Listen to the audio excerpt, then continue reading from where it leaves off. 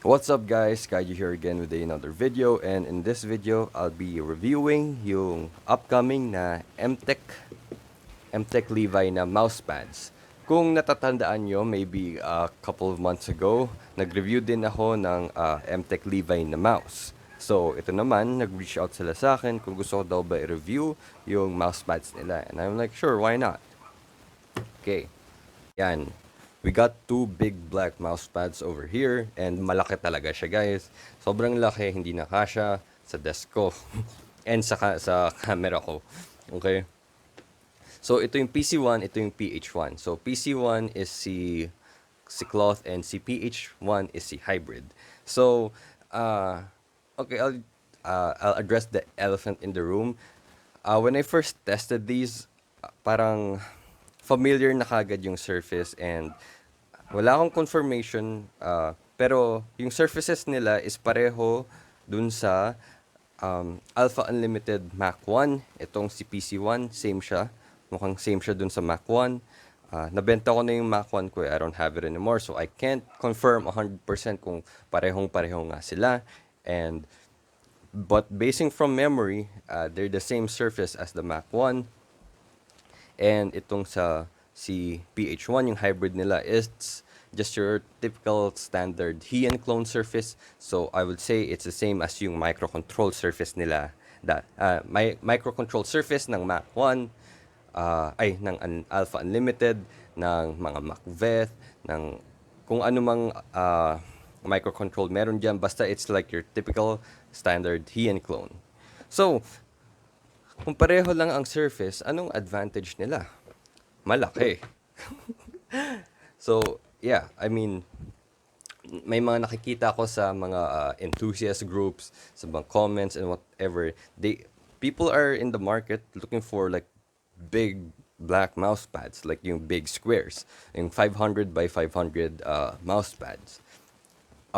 However, itong dalawang to, hindi sila 500 by 500, 490 by 490 millimeters sila. So, ayon sa spec sheet na 490 by 490.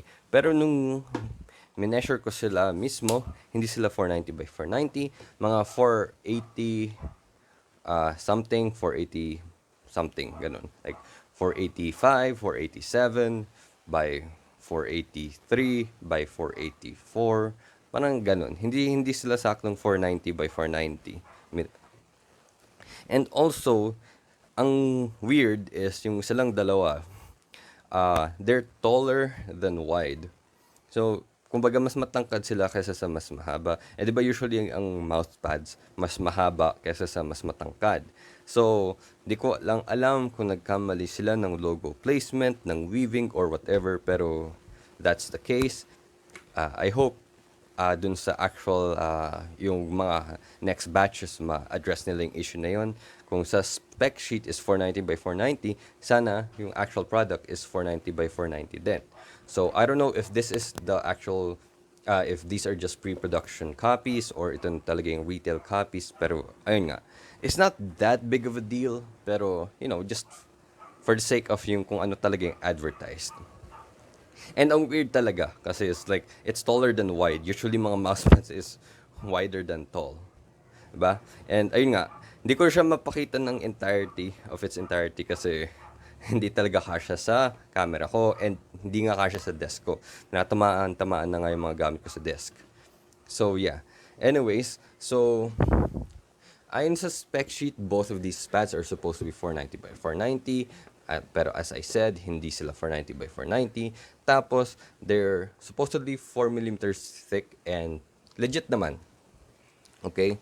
So, I'll talk about the physicalities na to get them out of the way, and I'll talk more about the function and whatnot mamaya. So, their stitching, maganda stitching nila. Isa sa mga pinakamaganda na nakita ko. And they're like really, really consistent and small, and they're almost some of them are below, some of them are even sa surface. So yeah, maganda siya. Like, yeah, they're good stitching. I can't complain about them. Tapos yung rubber backing is not your standard rubber backing. 'Di ba kasi yung nakasanayan or nakikita natin usually yung rubber backing yung may mga natural rubber na may line na ganun. Ito, wala. It's just parang smooth rubber na I don't know what the material is, pero I think it's similar to dun sa Vaxi rubber backing. I don't know. Basta, pero maganda yung rubber backing niya. Hindi siya gumagalaw-galaw sa desk ko. And actually, dahil dito sa rubber backing or sa base na to, I actually like these pads kasi they make the pads feel firmer and less squishy. So, yeah. Anyway, so now the physicalities are out of the way. Let's talk about yung pads mismo. So, yeah. So, like I mentioned, there's two of them, yung hybrid and yung cloth. So, yung hybrid is yung typical Hien clone na microcontrol. So, if nagkaroon na kayo ng Alpha Unlimited or MacVeth microcontrol, pretty much pareho. Like 90% pareho sila. Ang advantage nito is, ayun nga, mas malaki nga ito. Um, and the difference is, ito daw ang difference. Mas consistent to. Kasi nga, dun sa different base and rubber backing or base. Yeah. It's a different base. So, it feels more consistent. Kasi, nagka-microcontrol ako dati, tinry ko din yung main compare ko sa Hien and other Hien clones. Parang, maganda siya, especially for the price, yung Alpha Unlimited microcontrol and other microcontrol OEMs. Pero, for me, hindi ko ganun katrip kasi masyadong malambot, masyadong squishy. Like, so kapag ginaganong-ganon ko yung mouse ko nun, parang nagsisink in and it doesn't feel consistent for me. Eh, dito talaga, parang it feels kind of consistent kasi mas firm siya, which I prefer. I prefer firmer mousepads kaysa sa softer mousepads kasi andun lang yung consistency niya. Okay. And same din dito sa PC1. It's the same surface or similar surface uh, as the Mac 1 or other Mac 1 OEMs. But again, because of the base, mas firmer siya. Tapos, mas na nga firmer pa. Pero it's firmer and therefore more consistent. So, aside na mas malaki na siya, mas consistent pa. So, if you guys want an upgrade from yung Mac 1 and yung mga microcontrols, I think these are good upgrades kasi the quality is there, like the stitching is relatively better, the base is better, and mas consistent siya kasi nga it's firmer. However, dun lang it's going to have less control. Mas smooth yung pakiramdam nila nitong dalawang to kaysa dun sa mga other OEMs na yung Mac 1, yung microcontrol and other kind of similar surfaces. So ito okay, so for the actual parang performance na. So itong PH1 is like your typical hybrid surface. So it's for your faster paced games or yung tracking heavy games like yung Apex, I guess pwede din sa Overwatch and other fast-paced games, or if you want like a faster pad. So if you want a bigger Hien and a bigger and cheaper Hien, or you can go for this. It functions pretty much the same. It's just a little bit slower compared to the actual artisan Hien, pero because of its consistency, andun nga yung parang it feels it has lower dynamic and lower static friction overall. And talagang maganda yung feeling niya. It's just smooth. I had no problems with tracking. It's pretty consistent. That's what I really like about these pads. They're really consistent. The surface is really consistent. Hindi yung porket, kasi in some situations, di mo ma-avoid na didiin talaga. Like high pressure situations, mapapadiin ka talaga.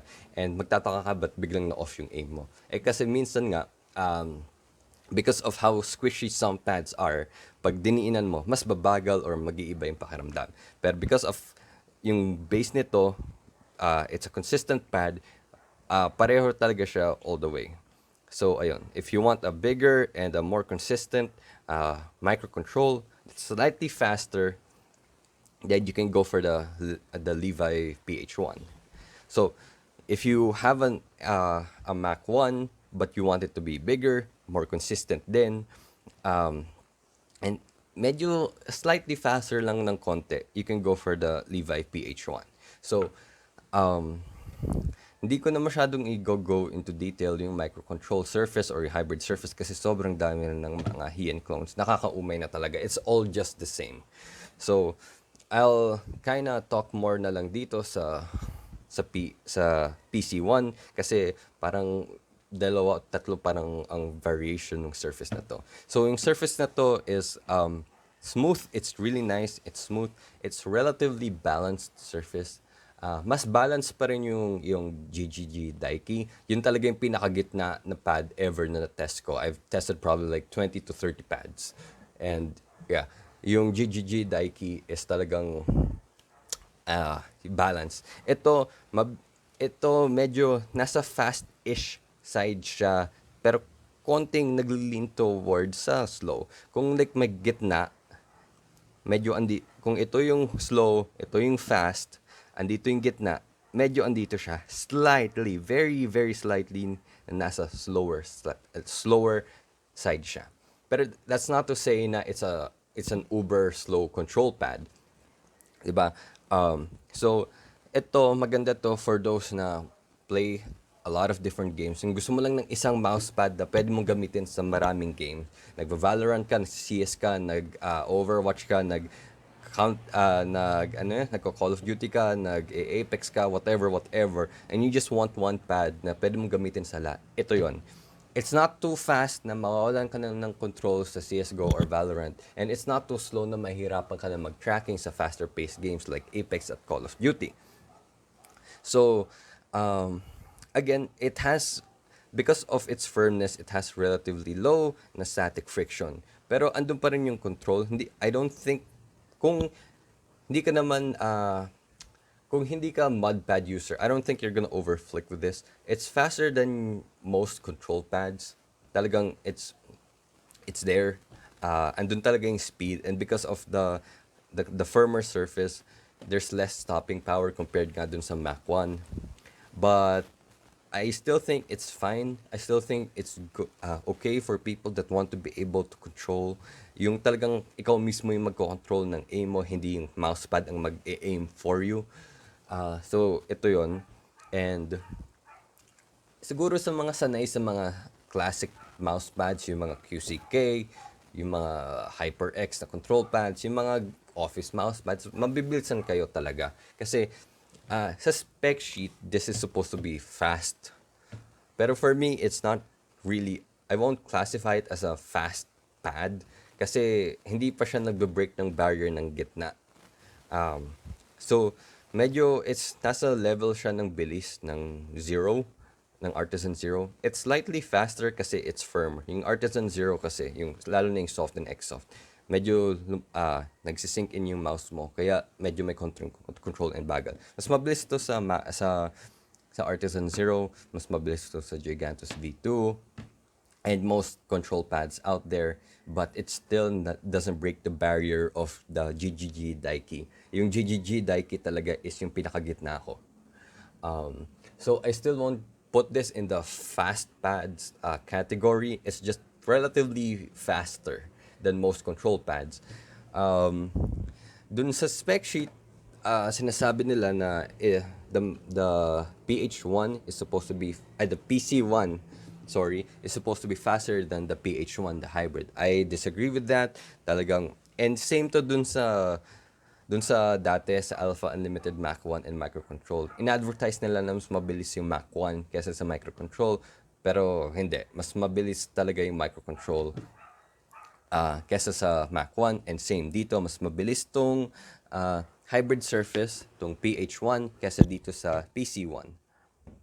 So ayun, overall I think these pads are really good. Oh yeah, they're gonna release this January, tapos 1,500 pesos each sila, and I think that's a fair price, lalo na ngayon yung nagka-inflation na and whatever, yung ibang pads nagmahal, tapos ito, and 1,500 siya yung parang standard pricing for your budget or sa mid-range price na pad. So, and here, for most 1,500-ish pads, ano sila, mas maliit. They're just like your standard 450 by 400, tapos, or 480 by ganito or 470 by ganon. So ito na talaga yung pinakamalaki dun sa budget range, ay dun sa dun sa range na yun na 1,500-ish range. And hindi ka lugi kasi maganda yung stitching, maganda yung rubber backing, maganda yung base like I said. Tapos malaki. It's like, ang problema na nga lang talaga is kung kakasya siya sa desk mo. Ako, hindi siya saktong kasya sa desk ko. Parang ginagawan ko na ng paraan.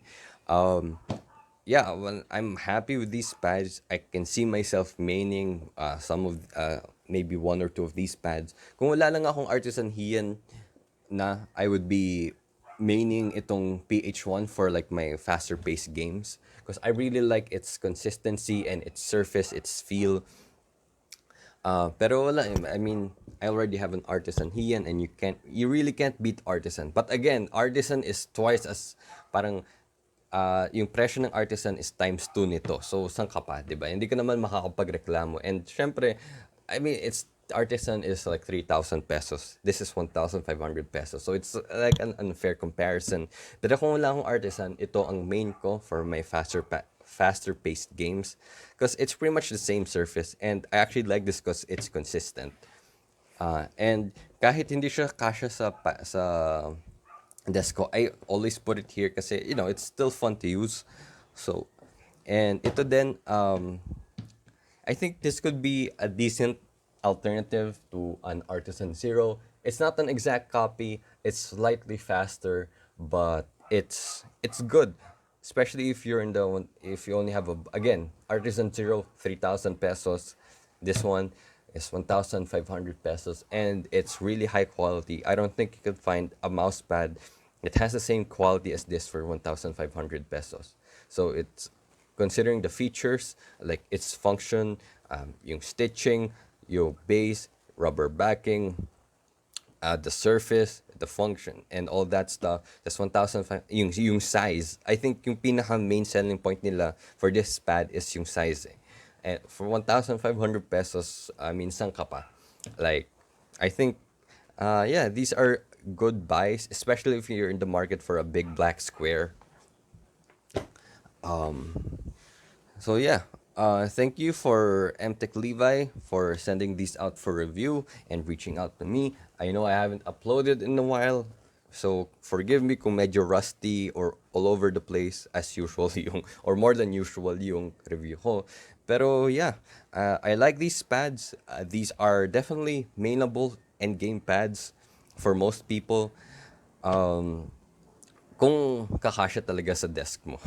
Pero there's a lot of space. Hindi, yeah, especially if you don't know which pad to buy, I think you'll be safe with the PC one.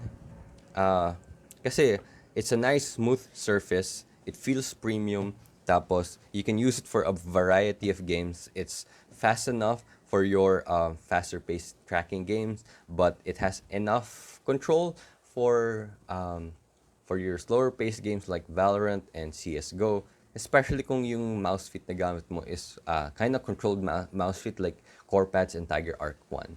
Though, yeah, I think this is a bit out of comfort for most people, for most TAC FPS players na sanay sa mga sobrang mudpad ng mga QCK. Ganun. Mabibilisan kayo ng konti talaga. Pero, yeah, I feel like it's still usable. It's still manageable. Pero again, yeah, I think this is also good for target switching games like yung mga Call of Duty. So kung nagka-Call of Duty ka, this is really good. Or if nagfa-faster paced games ka, pero yung mouse pads like the microcontrol, the Hien, and other faster pads are too fast for you, I think this is a good alternative because andun yung speed, but andun yung control. Hindi ka magiging shaky with this. So yeah, do I recommend these pads? Absolutely. I like these pads. Talagang I don't think you're gonna regret buying them. Sana nga lang yung maayos yung sizing. Kasi yung spec sheet nga is 490 by 490 pero mga 480 something lang yung nandito. Tapos it's taller than wide, which is weird. Usually it's wider than tall. Ayun, they're not for the week or more than a little siguro 10 days na ginamit ko to. Hindi sila naging affected by temperature and humidity. So, yeah. Again, all positives for me. Wala akong ang negative lang is kung hindi nga kakasya sa desk mo. Pero all positive, factoring the price, the function, and the actual material and the actual built, the quality of the pad, talagang recommended ko siya.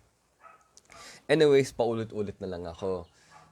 Thank you again for Mtech Levi for sending this out for review. So, ayun. Remember to dominate with your big black mouse pad. Anyways, Kaiju out. Like, comment, sub. Peace. Thanks for all the support.